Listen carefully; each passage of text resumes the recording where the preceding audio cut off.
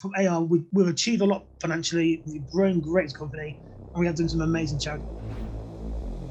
Hello and welcome. Thank you so much for joining us here today. We are here with Agent Patrick Sullivan, and this guy has the most amazing story to share with you today.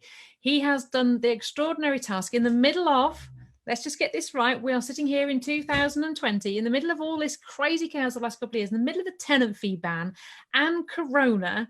Alan has not only managed to grow his business or improve his turnover or his profit or just grow his revenue a little bit. He's actually gone from one branch to, drumroll, eight branches in 3 years, going through what I regard the worst period in letting agency history we've actually ever had. And I think that is hands down to you, Alan, and your determination. Absolutely phenomenal. And you're here to share that story with us here today. No matter where you're coming from a letting agency perspective, there's a few things that ring true for all of them, Alan. And what would you say has been your secret to success? If you could give just at the beginning of the interview one little snippet that is the reason how you've managed to do that, what would that be? The ability to ignore how you look and how you think you look, to use social media to your advantage. Right. So do you think that you perhaps insecurities about how you looked is what stopped you getting out there before you went on this journey? 100%, yeah. So let's go back to the beginning then. How long have you been in as a letting agent? How long have you been trading? So I was a JLR engineer for 20 years. Bought my first house 24 years ago for £46,000. Couldn't afford it. Mum and Dad told me I couldn't afford it. I knew better, clearly. So I bought it. Couldn't afford it. So turned into HMO. So I paid rent somehow. Quite enjoyed that, actually. So that was quite good. My father passed away, sadly. We were left with nothing. And I thought, well, actually, I don't want that for me. So I bought another house. So fast forward then to about 15 years ago, we had about 14 houses we bought. I had a great career at JLR. I was traveling the whole world, designing cars, testing cars. I was the guy who put dummies into crash cars and stuff. It was really exciting. But I could afford to leave and become an agent. So I became an agent. Had a partnership with some people who I didn't like in the end, it turns out, because I was naive. Then we started Red Brick. So Red Brick's important. We bought Red Brick from another company. Then from Red Brick, we had Coventry Red Brick. Then we started managing another company remotely. So bizarrely, a landlord had one property with us. He kept asking about technical questions about legislation, compliance. So I said to him, why don't you just use a property agent down south? He said, well, why don't you do it? And I thought, well, we're a bit far away. He said, well, I've got 120 properties. So I thought, oh, okay. So went down there and took it over and we managed it. And we did about 18 months, didn't have a proper contract with them. Then when we were about to join the AR group as we are now, we lost the contract. They sort of took us down there and we lost the contract for them to do it themselves. So that was a bit of a blow. Then during the AR process, they came back to us because obviously we made a complete mess of it all, and we put our fees up quite strongly. So that was really good. But we had a contract in place and more clear processes in place. Then from that, we worked out we could do this remotely. Then we managed another company in Brighton remotely as well. They retired, so we bought them out. So we bought our Brighton branch. So that was the same time we started AR. Again, naivety, probably paid too much for it, but we retained the properties, and that's now a bit of a cash cow. That's quite handy. I went to AR, and it did change everything we did. Those that don't know what AR is, that's you came along to Agent Rainmaker, because there's some people aren't in the group. They went, who is AR? Is that like ER? No, AR. Yeah, so went on boot camp, and I was a person sitting there on my laptop just doing that. And I was bringing emails out to the office every few minutes. Every night I was going back home, setting tasks, and we just changed the whole way the business worked. And the biggest part of that was understanding what your worth is, and stop. We were at a point in our career and life where we were sort of grateful to get fees. We were grateful that people used us, and it wasn't. I think depressing is probably a bit of a strong word, but it wasn't a great place to be. And we were going to give up. We were going to sell up and retire. We could just about retire and have a sort of meek living and understanding of how things went. But with AR, we suddenly realised we can actually put ourselves on a steroid and get people to come to us. So fast forward up to now, we're turning down properties. So we literally, even during this period, we turned down 4 or 5 HMOs because they're not standard, they're not good enough. They're going to come back and bite us in the bum. Where 3 years ago, when they said, "Oh yes, please, yes, please," oh, don't worry about it, we'll fix it. We'll have gone back and fixed all their problems for them, all free of charge, and being genuinely grateful for it, to be honest. And that's just completely flipped over now. So those days are well and truly gone. And so the big turning point for what you're saying there is it's mindset almost, isn't it? It was a self-belief. It's valuing your own worth, recognizing the value that you give, and having a pride to say, no, we're not taking any old crap on, and we're not going to do all this stuff. We're actually going to charge what we're worth and what we need to earn to have a good business that's going to pay us what we need. And it's a mindset shift almost, isn't it? Yeah, we were grateful. It was literally like being given a little bit of food. Thank you. And we just took on absolute crap. Now, a lot of people have said to me in the past that, yeah, but Sally, if I charge that sort of money, like 10%, 12%, I know some of our agent rainmakers are charging 17 and 20%, which is like, wow. But, if whatever it is you set your fees up, it's up to you. But a lot of people say, if I did that, I'd lose all my landlords. Is that something that you thought might happen, when you started to restructure your business to actually earn what you needed to earn for you to be able to work on the business and be free and all those things? You had to put your fees up and you had to restructure your services. But did you have that fear at the beginning? Yeah, terrifying. The staff thought I'd gone mad. My wife thought I'd gone mad. And what are you thinking of? We'll lose all this and we'll lose our jobs. And I was like, fine, just send. Did it. And we had phone calls from people saying you were too cheap before. People actually rang me up who are landlords who were always a bit careful with their money, a bit shy. Actually saying, no problem at all, fully understand it, appreciate what you're doing it for, best of luck. Which was really shocking. We've gone from being sort of saying, well, we are really sorry for our fees up, to saying, well, our fees are up because you get A, B, C, D, E, F, G, H, and explain what they're getting for their money, and then deliver it. But I think the thing we did at the same time though is that we changed our game. They got a better service, so rather than the service was exactly the same, but we didn't tell them about it. So we didn't tell them all the good things we did. We just assumed they knew. We didn't call them. We don't tell them how they know. So literally overnight to tell them everything, every process, rent increases, rent reviews, marketplace reviews, creating, doing one-to-one portfolio reviews, almost overwhelming with data.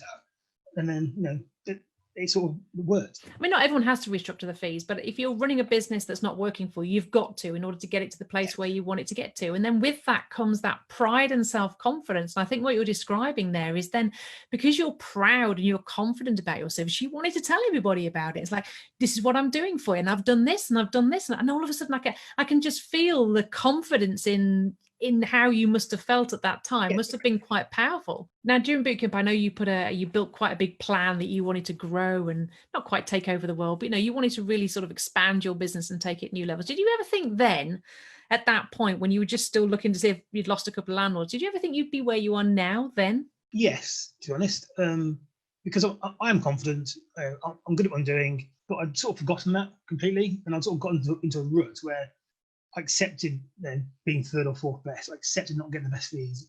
I was grateful of everything we were given. And I suppose, talking to you now about it, I'm not saying it's embarrassing, but you sort of think, God, how did that happen? How did I not notice our company was literally falling on its arse? But then it started working. You see people coming to us every week. Someone comes in, here's the keys, the property. You said at the beginning, your one tip is social media. So you've gone from 1 branch to 8 branches. You've got that confidence. You're charging what you're worth. You've got the business that you want, and you're still growing. I know you're still on a mission, and you're on it. You're out there. You're not stopping, which is fabulous. And you say social media is the one thing. So to share with the people watching, what is it about social media that you've embraced? Obviously, you've said getting out there, making videos, but is there anything else you've done? Have you created a whole process around it, or is it just a video and just people just walk in? I mean, is that it? What we do legislation. So we'll do a video or an interview with a local member of a solicitor, lawyer, plumber, gas engineer. We'll talk about compliance from their point of view, how it affects them, and update people.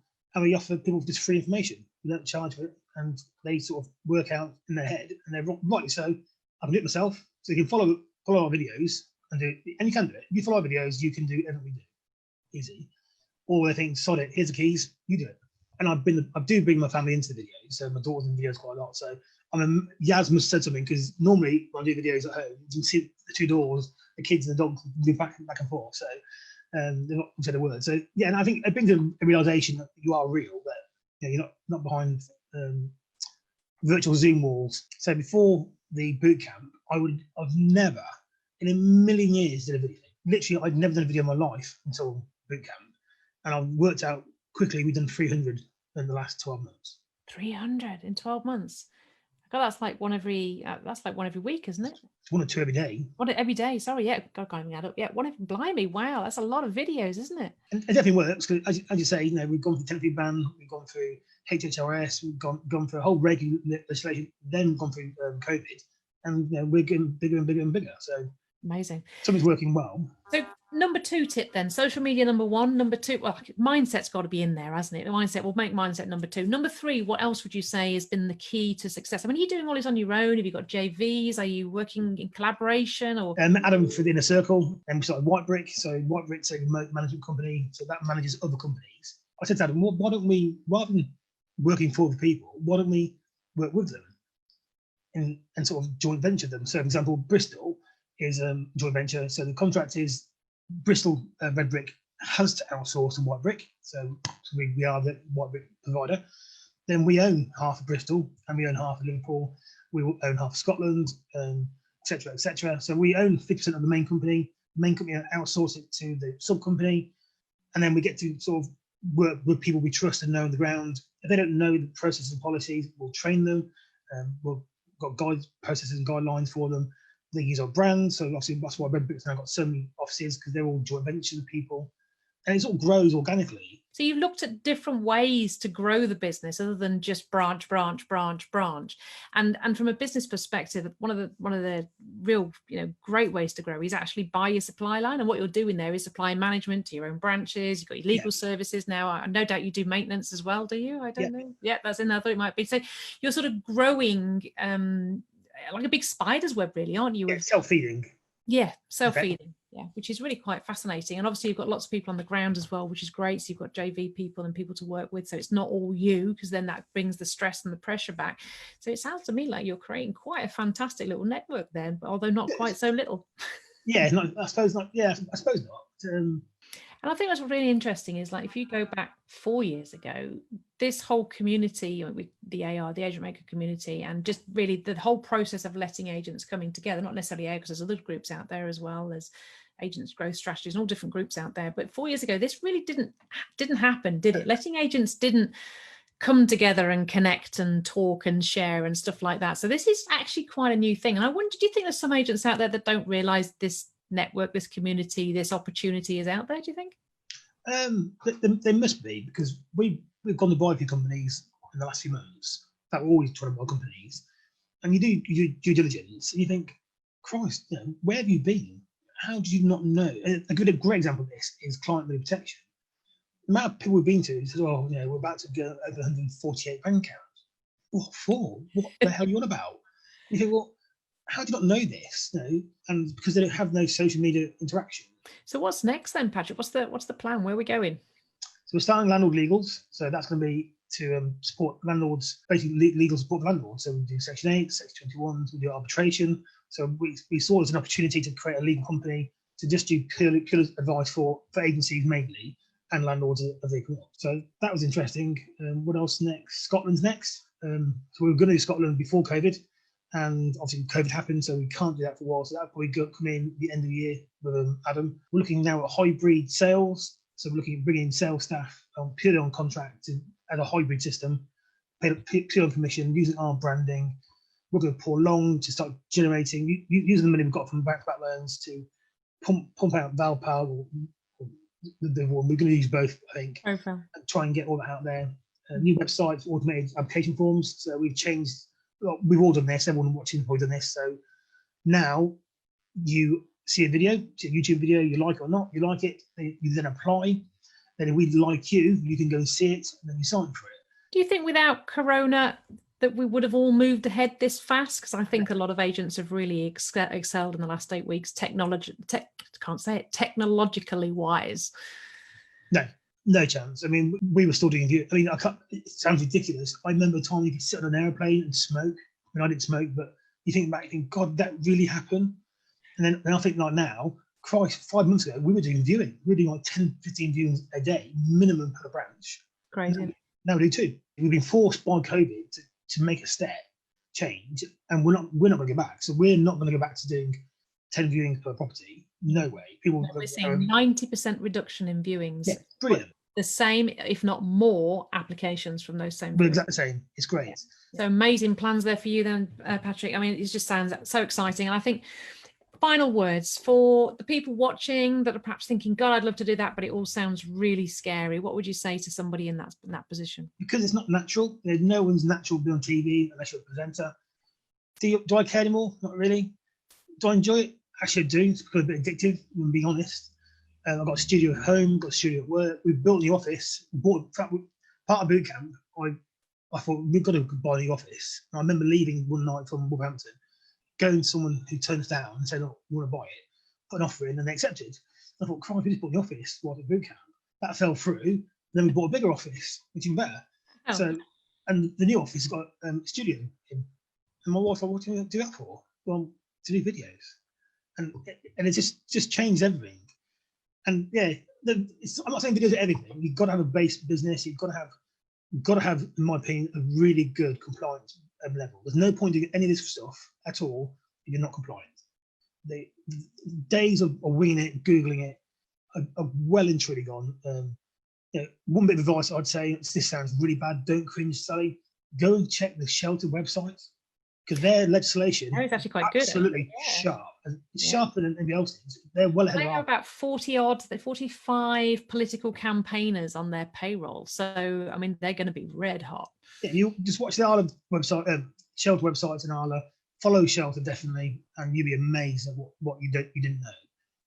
And once you've got the compliance and the process in place, then you can launch into social media and do it properly. But then what happens is, it's quite funny, because I'm saying this, thinking to myself, God, I keep saying this, people do this, and we'll lose our edge. Because people don't. They'll start it for a diet, a new year. Everyone goes to diet, everyone goes to the gym. But you've got to do Facebook continuity. You've got to even schedule it or pre-post it, pre-record it. But you've got to do something. You can't just wait a week, have a month off, then do 10 videos and a week off. You've got to have some level of continuity. Maybe not every day like we do, but at least once a week. And follow up with MailChimp, just get out there. And it just works. That's awesome. You've been amazing, Patrick. Thank you so much for joining us today. I said one last thing. Of course you can, yes. Yeah, so I just want to thank Sally personally for your donation to our African project. That school being renovated. Massive difference is made to at least 1,000 children for the next 10 years. And that's one thing about all of this. We've been able to use our social media, not say expertise, but our knowledge to then use our charity work and boost our charity work. And it sounds something we never did on purpose to create money for the business, but equally I'm not stupid either. So we had red brick t-shirts on, we go to Africa, so we go there every year. Can't go this year obviously, but we're going in March next year. So we have red brick t-shirts on, do live videos. I think we raised 5 or 6 grand last time. Nice. Just whilst in Africa doing live videos, doing everything we do for red brick and white brick, doing it for our charity work. And one of our landlords came in last month and gave us £6,000. Couldn't believe it. And he's now looking to donate 25 grand per year, all because of videos. So, and when you see the difference it makes that school, I mean, it's just phenomenal. Seeing the photos of what you've done out there. So so thank you for that. We do really appreciate it. It just makes such a big difference. So if nothing else, it's been worth it for that, really. So how can people reach out to you if they want to find you or contact you? I know you're in the Agent Rainmaker group, but where else can they find you? Yeah, so on Facebook it's Patrick Alan Sullivan, or it's Red Brick Sales and Lettings, or drop me a PM via Sally. And quick last talk about our charity work. If anyone comes to Africa and work with us, Chris Holmes did. So I met Chris Holmes in a circle as well with Sally. And Chris came with us last year to Malawi, and he's coming next year with us to Malawi. So yeah, I've got to say, from AR, we've achieved a lot financially. We've grown great as a company, and we have done some amazing charity work. So you met some great people as well, by the sounds of it. Yeah, we have. Yeah. Awesome. Thank you so much, Alan Patrick Sullivan. Thank you so much for being here today, and have a great day. And thank you everyone watching. Thank you.